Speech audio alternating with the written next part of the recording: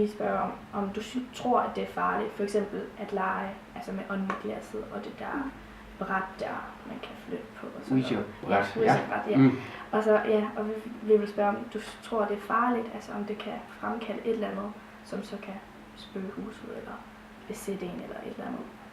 Altså jeg vil sige, at mangel på bedre viden, så vil jeg ikke selv personligt begynde at regne med det. Nej. Fordi altså det, hvad man så har hørt, det er så ikke bekræftet, det er historier.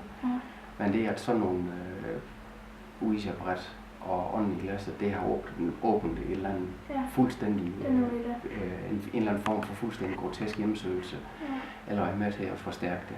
Ja.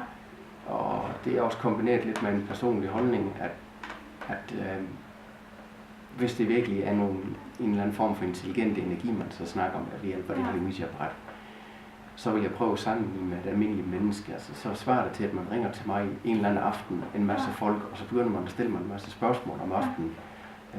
Og det synes jeg da ikke, det er særlig sjovt, når jeg alligevel skal slappe af. Så jeg vil sige, hvis jeg...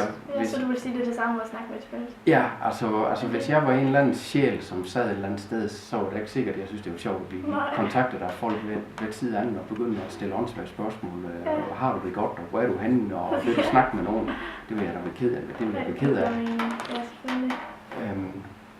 Så hvis vi er ude, og vi snakker med dem her, vi prøver at finde ud af, om en ting er intelligens, så spørger vi ind og regner med at få et intelligent svar. Så har vi så oplevet, at vores navn bliver nævnt i den her støjstrøm. Og så sørger vi altid, det er så høflighed, fordi vi aner ikke, hvad vi står overfor. Det er, at vi byder de ting velkommen. Ja. Og vi siger pænt farvel til de ting. Ja. Altså tak for, at vi lige måtte låne jeres tid, ligesom vi går hen og generer et andet menneske på gaden, og undskyld, I forstyrrer, og så tak fordi vi lige må snakke med jer.